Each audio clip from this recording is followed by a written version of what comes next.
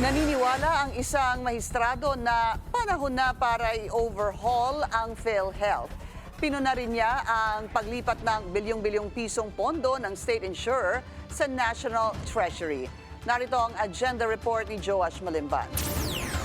Ibalik ang 60 billion pesos na excess funds sa PhilHealth. Yan ang naging panawagan ni Supreme Court Associate Justice Antonio Co sa ikatlong session ng oral arguments sa paglipat ng pondo ng PhilHealth sa National Treasury. Ayon kay Co, kung mananatiling sobra ang pondo ng PhilHealth, nararapat lamang na gamitin ito para itaas ang mga benepisyo ng mga miyembro.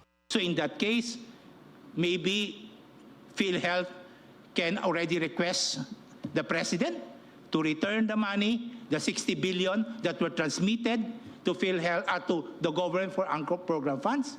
Ibalik na yan sa PhilHealth and PhilHealth to expand its benefits, hire more people to answer for the needs of the health of our people. Dagdag pa ni Co, mukhang dapat na rin i-overhaul ang board ng PhilHealth dahil hindi umano sila sumusunod sa batas. Sinabi kasi ni Health Assistant Secretary Albert Domingo na binabase lamang ng PhilHealth ang kanilang budget sa dami ng members na kasama sa database. Lalabag ito sa Section 37 ng Universal Healthcare Act na nagtatakda ng iba't ibang source ng PhilHealth funds. Question din ni Co kung kinukonsidera ba ng PhilHealth ang buwis na inilalaan ng Kongreso para sa subsidies sa tuwing magsasagawa sila ng budget request. Sagot ni Domingo, nakadepende sa pangangailangan ang paggamit ng budget. Kung susundin lang daw kasi ang project fund ceiling o availability, mayroon daw mga mas nangangailangan na maaaring hindi mapunan ng ahensya. Buwelta ni Co, nililimitahan lang ng PhilHealth ang kanilang pondo. Aniya, gumagawa ng sariling formula ang ahensya at hindi kinukonsidera ang subsidies mula sa mga buwis. Now, when you request money for subsidy, ang ibig mong sabihin, hindi mo papakailam yun? Hindi mo naiintindihin yun? Gagawa ka ng sarili mong formula because you have limited understanding, there's a limited need of our people for health.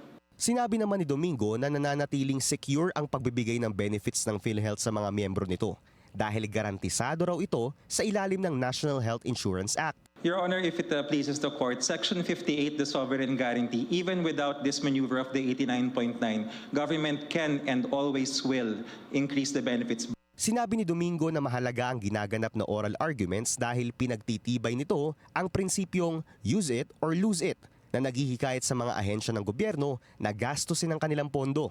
Gayunman, iginiit niya na hindi ito naaangkop sa mga GOCC o government-owned and controlled corporations tulad ng PhilHealth.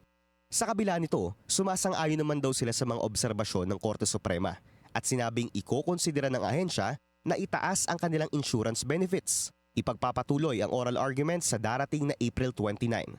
Para sa agenda, Joash Malimban, Billionaire News Channel.